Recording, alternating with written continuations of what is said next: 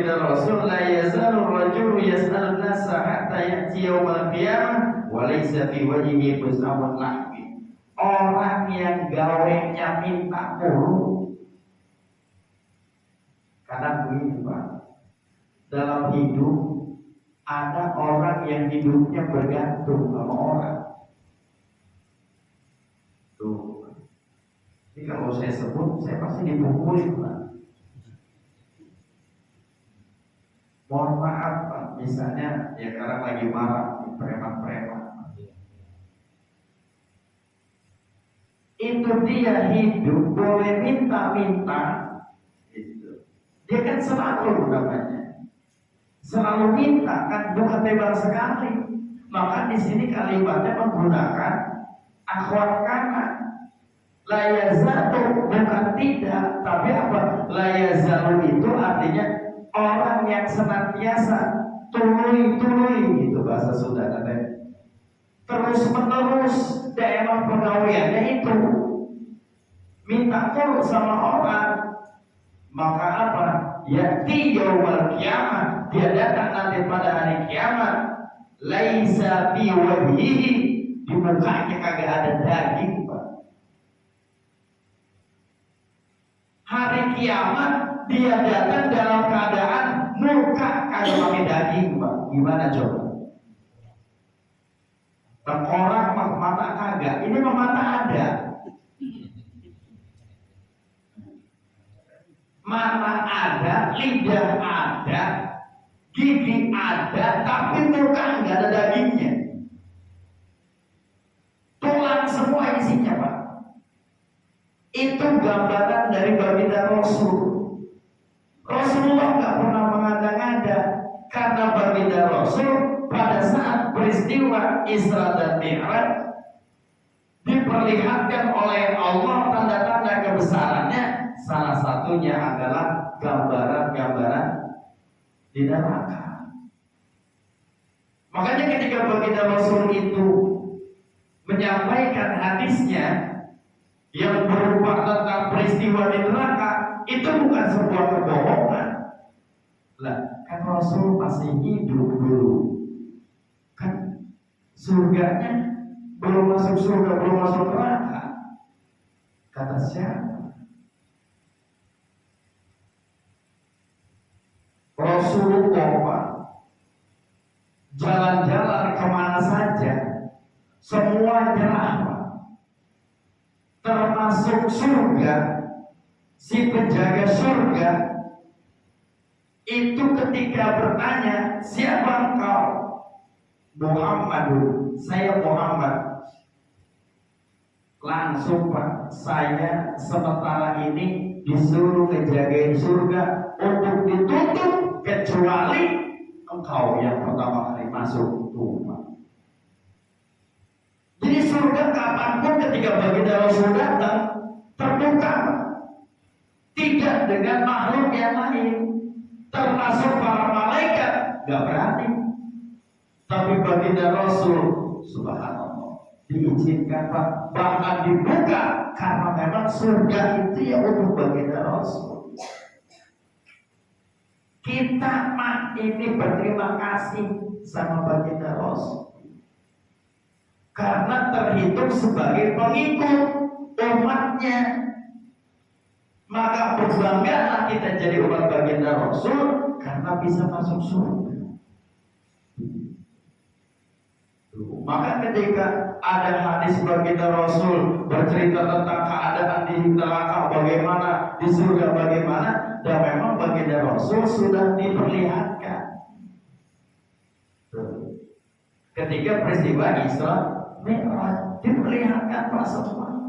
Bagaimana orang yang sering berzina, orang yang berjudi, orang yang memfitnah, orang yang tukang bohong, orang yang senantiasa zalim, orang yang makan harta anak yatim, orang yang suka nyebutin sedekah, orang yang pelit, orang yang bagaimana, itu semua dikasih tahu. Ini nanti umatmu kalau yang pelit begini, cuma mungkin di detail seperti penghantar turis. Apa itu? Ya, gate-nya. seperti guide. Malaikat itu seperti guide, cuma malaikat nggak seperti guide yang belum nyampe udah dijelasin. Malaikat itu pas pintu neraka dibuka nggak langsung ngomong, diam. Kecuali baginda Rasul nanya, itu kapan? Itu kok mukanya begitu? Itu kok begini? Itu kok yang kepalanya diginiin? Ini kok perutnya begini? Ini kok kepalanya begini? Ini kok bentuknya kayak babi? Ini kok bentuknya begini? Itu baginda Rasul nanya, baru dijawab sama malaikat atas izin Allah. Kalau baginda Rasul nggak nanya, malaikat apa? Malaikat diam. Jadi gak dari awal, selamat datang di surga. Nanti kita akan bertemu dengan orang-orang yang pertama rajin sholat. Kamu lihat di sebelah kanan, orang yang rajin sholat adalah begini-begini. Gak begitu.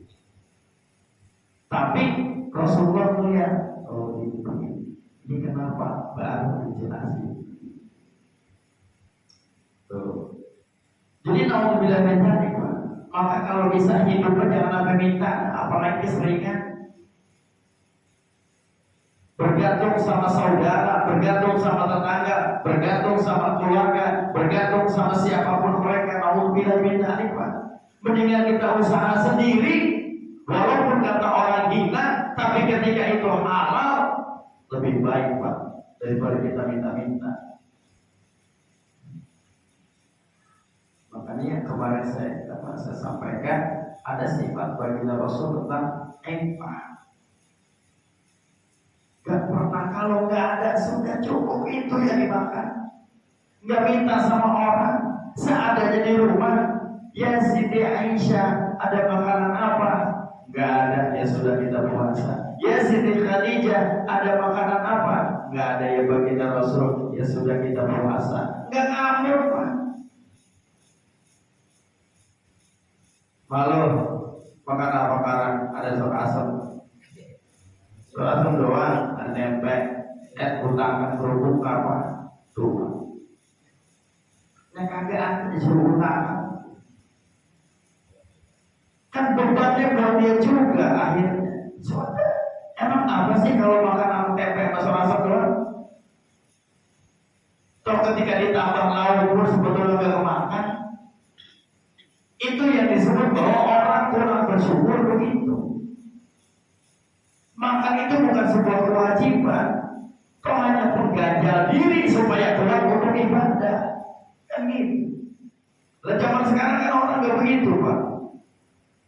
Mikirin makan, buat badannya begini, buat badan begitu. Tapi gak mikirin setelah badannya begini dan begitu, buat apa itu badan. Tuh. Makanya umat Islam mendingan puasa. Kenapa? Toh ketika makan pun, kalau misalnya dia urut ibadah, baru. Enggak makan pun, kalau masih buat ibadah, enggak bakal mau makan. Kan itu umat Islam. Beda dengan orang yang cinta dunia. Oh, makan begini, kudu makan begitu, ini gak boleh, kudu makan begono, aturannya Masya Allah luar biasa, kudu makan yang mewah begini, kalau yang begini nanti katanya tidak steril, yang ini kurang bagus, yang ini begini. Tapi gak pernah dipikirin setelah makan dia ibadah apa kagak. Makanya yang datang apa? Penyakit. Karena dia makan buat awak dewek, Pak. Buat perut, buat badan. Maka kumpullah semua penyakit di badan dia. Kan tidak urut ibadah.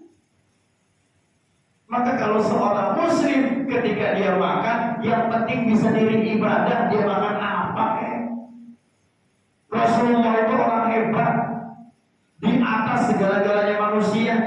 Jabatan tertinggi presiden, baginda Rasul di atas presiden. Jabatan tertinggi misalnya Perdana Menteri PBB atau apa. Baginda Rasul di atas itu, tapi makannya pakai apa? Cuma gandum, nggak pakai sayur, nggak ada lauknya, cuma roti. Minumnya juga susu, nggak kayak sekarang. Sebuah merek yang berdosa, yang berwarna. Padahal apa itu? Masya Allah. minuman yang lagi yang sekarang diminati kalau lebaran yang berbusa-busa, ya kan? Nggak tahunya buat cuci piring, cepat bersih. Pantesan usus kita cepat bersih. Bukan cuma kotorannya, nyawa di usus habis bersih. Coba. Ini lagi. Dan maka penting banget kita belajar hadis baginda Rasul supaya tahu bertawak dewek ternyata. Begitu sayangnya baginda Rasul sama kita. Maka jangan bergantung hidup kita. Sudah apa adanya saja. Nikmatin yang Allah beri. Jangan memaksakan. Jaga kehormatan kita. Ada syukur, nggak ada kita cari, nggak dapat ya sudah. Tapi jangan diem baik. Nah, terserah Allah. Mau dikasih makan syukur, kagak ya. Udah diem, kira-kira mati apa gimana? Mau dia kan nyari kagak apa kagak, saya belum nganterin. Tapi kalau orang imannya kuat, kan kayak peristiwa apa namanya Imam Malik dengan Imam Syafi'i. Imam Malik dengan Imam Syafi'i kan lucu. Yang satu emang karena berdua-dua imannya kuat tapi prinsip yang berbeda. Kata Imam Syafi'i, makan mah kudu nyari dulu. Kata Imam Malik, kagak dah. Lah gimana caranya? Makan kagak usaha, apa yang mau dimakan itu urusan Allah, kata Imam Malik. Tetapi kan harus usaha, itu kan pendapat situ. Susah ngomong kalau Pak Guru ya. Ya sudah, kalau gitu saya mau cari makan. Cari makan Imam Syafi'i. Kan memang prinsipnya harus ikhtiar. Kata Imam Malik, gak perlu ikhtiar. Allah langsung kasih. Lah orang yang jumlah baik lo kan dikasih. Otak kita kan gak nyampe. Ketika Imam Syafi'i berusaha mencari makan, dapat makanan, datang ke Imam Malik itu. Jangan dapat kan? Itu. Iya benar. Nah yang namanya murid gak tega sama gurunya. Dikasih ke Imam Malik. Ini kita makan berdua. Jadi tinggal ngomong, tuh, dia tuh ada apa? Iya kan ya. Nah kalau pada kita diam aja. Sampai 3 hari Pak jeblok ini masih kaku gitu. Kenapa iman kita nggak nyampe? Lah kalau mereka memang dekat dengan Allah. Tuh, itu cerita lucu tapi terjadi. Ini sebagai gambaran. Kalau memang yakinnya kuat, tidak ada yang mustahil bagi Allah. Secara logika kan iya juga ya. Lah iya ya. Lah Imam Malik diam aja di meja, cuma zikir di balik. Imam Syafi'i Imam Malik diam juga. Imam Syafi'i benar dia mencari supaya dapat makanan, pas dapat bilang banget namanya. Lapor sama guru, benar. Dia makan dewek dia. Dibagi, itulah hebatnya Allah begitu. Maka sesuatu itu gak ada yang salah sebetulnya. Jadi keyakinan prinsip khilafah itu memang sudah rahmat dari Allah begitu. Suatu saat orang pasti tahu jawabannya kenapa harus ada perbedaan begitu. Kenapa harus berbeda? Suatu saat nanti akan tahu jawabannya sebetulnya. Cuma orang gak nahan. Ketika ada perbedaan, wah lu salah, tuh begitu ngomong. Ketika lain sama orang lain, wah ini kagak benar, ini lain sama kita nih. Padahal dia nggak tahu ada jawaban kenapa dia bisa beda. Tuh, nah, ini hebat ya. Jadi mari kita hidup, jangan minta sama orang, apalagi keseringan. Kalau cuma sekali 4 kali boleh. Namanya minta tolong. Tuh, cuman kan kalau minta tolong biasanya bukan suruh mengadakan, minimal bantuin dengan tenaga. Kalau mengadakan namanya minta. Yang pertamanya tidak ada, jadi ada, namanya minta. Kalau yang pertama ada, cuma digeser sedikit, namanya nolong. Beda. Jadi begitu. Jadi keadaan mereka yang sering minta-minta, nanti dia udah kiamat, mukanya kagak ada dagingnya. Nauzubillahimin. Itu nasib mereka yang gawean ada meminta diperkuat dengan hadis ini. Wa Nabi Hurairah, dan dari Abu Hurairah radhiyallahu anhu qala Rasulullah sallallahu alaihi wasallam may yas'al barang siapa yang meminta may yas'alin nas, yaitu kepada manusia dia minta-mintanya amwalahum, harta mereka, takatsur. Karena begini Pak, ngomong dulu pelan, nanti kira-kira mereka tersokong. Kenapa? Dia Pak gaweannya emang boleh minta doang, tapi rumahnya gede. Sudah bilang, nanti kira-kira. Dia kan Pak, emang gaweannya minta doang, tapi hartanya banyak. Ini yang disebut dengan apa?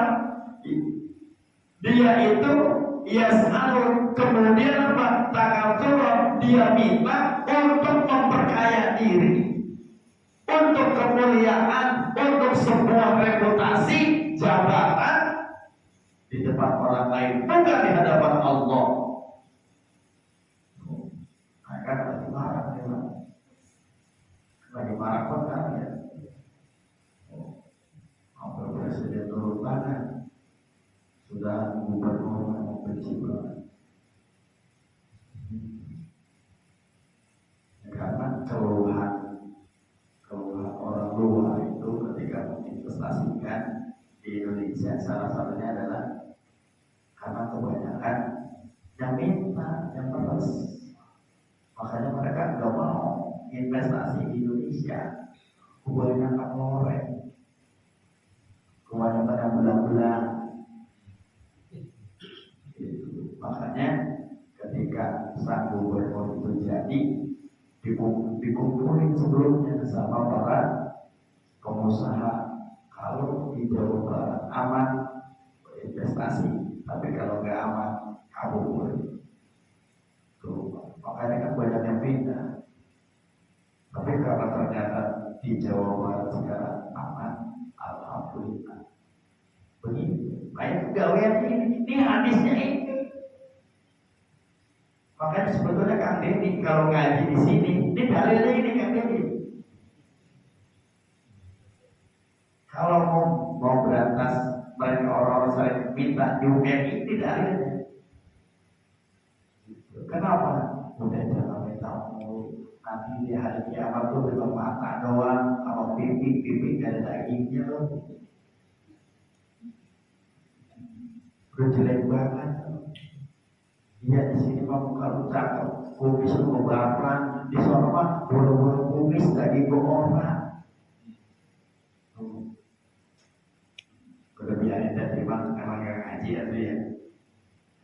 Kita yang ngaji jangan ikut-ikut, maksudnya jangan minta jatah. Kalau emang bukan kerjaan kita, jangan sokat minta. Kecuali kalau emang kita yang kerja, kecuali boleh kasih lain. Kan minta namanya ini mah. Kalau dikasih malah ambil. Masa dikasih ke gini ambil. Ya.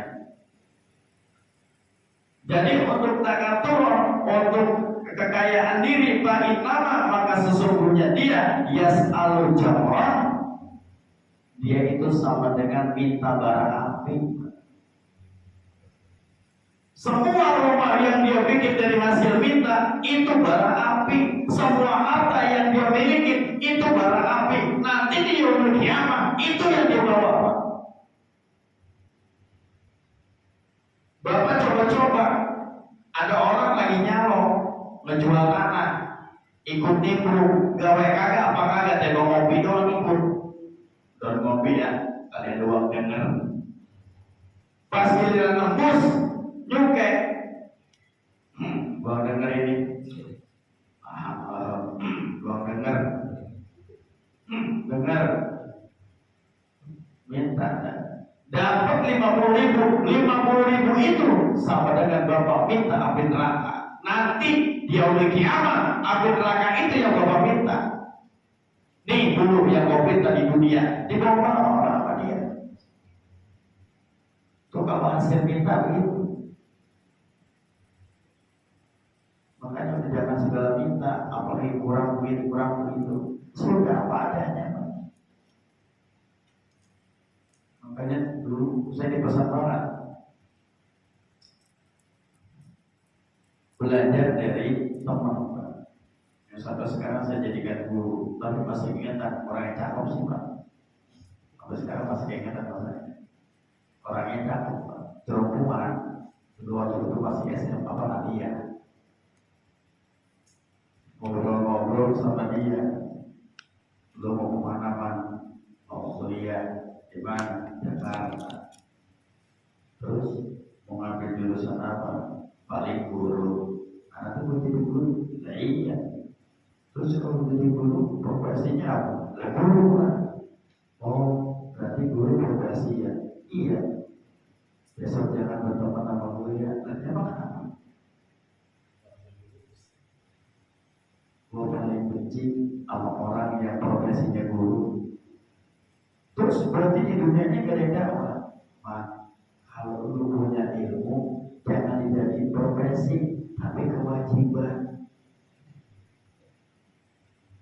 Sampaikan karena kewajiban bukan profesi. Kalau profesi kita mau minta duit.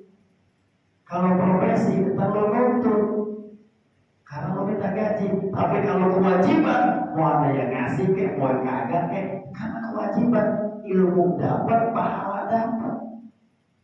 Lo bilang iya ya, saya bohong kan menaruh wajah apalagi dia ngatain begini. Ya oke lah.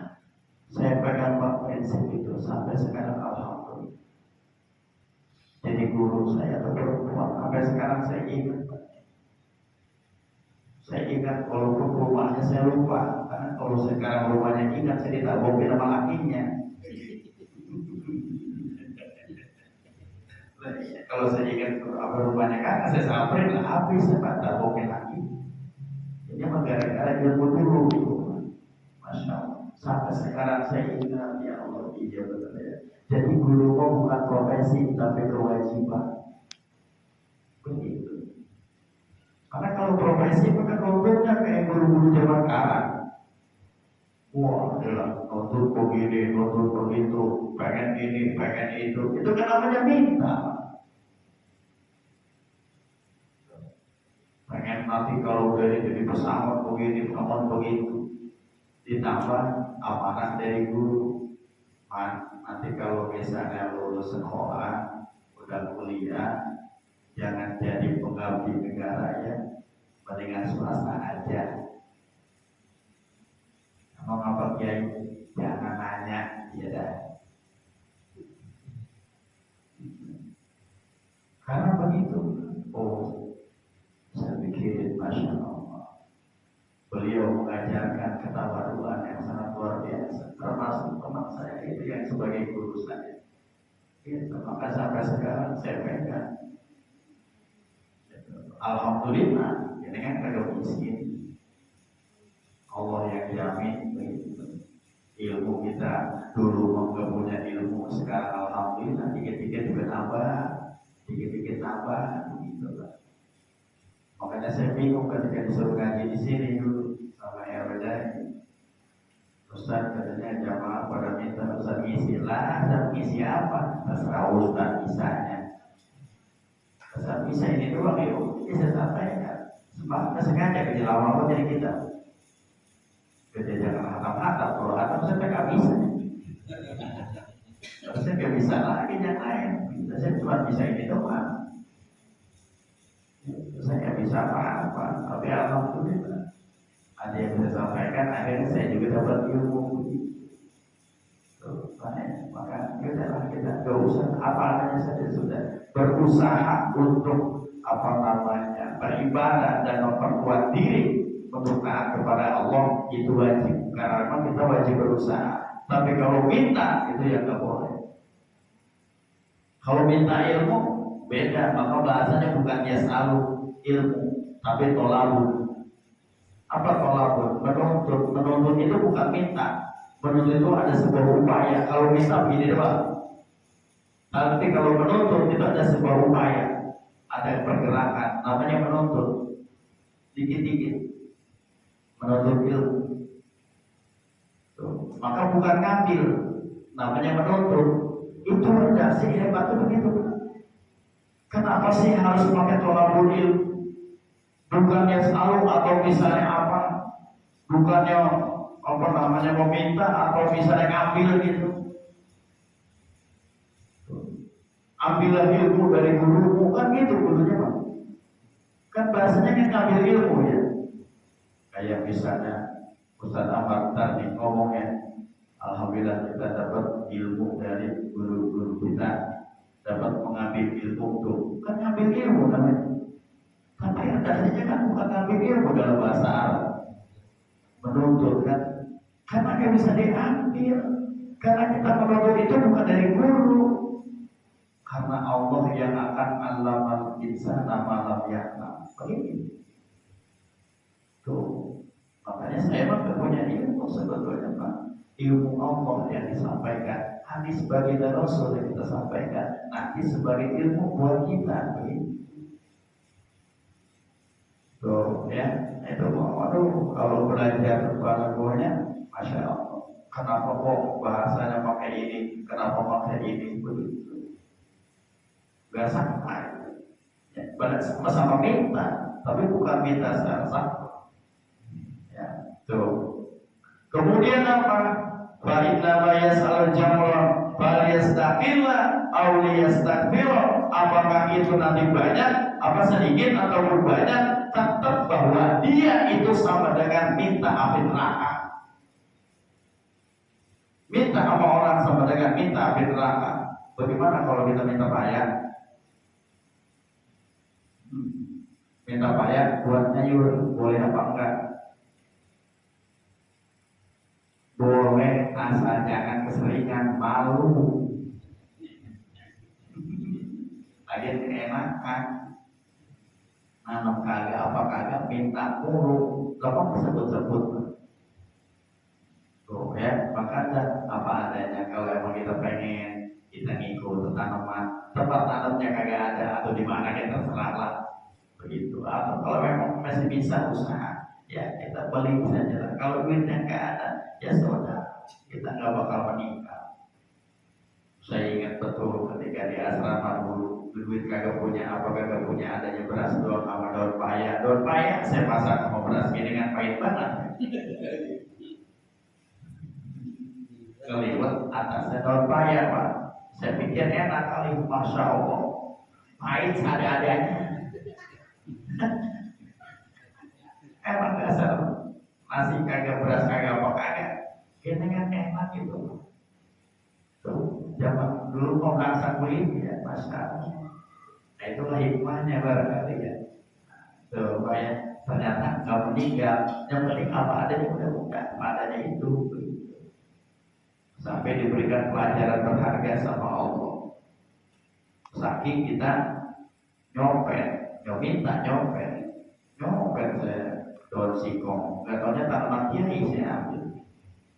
Akhirnya mulus perut. Pas mulus perut emang kenapa saya gak punya lauk kiai, saya cuma punya beras doang. Saya pengen puasa, saya pengen sahur. Terus sekarang berak-berak ini. Makanya kerja bilang jangan minta mulu. Iya kiai maaf, waras banget. Nggak pakai berobat. Oh hebatnya ulama zaman dulu begitu ya. Zaman sekarang apa? Mau disembur pakai busa-busa di mulut.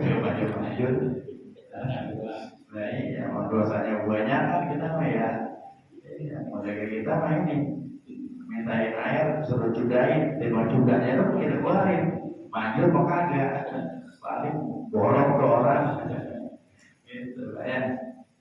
Masya Allah. Jadi pengajaran untuk jangan minta-minta begitu namanya iffah. Kita jaga diri kita, jangan sampai kita menjadi orang yang celamitan bahasanya.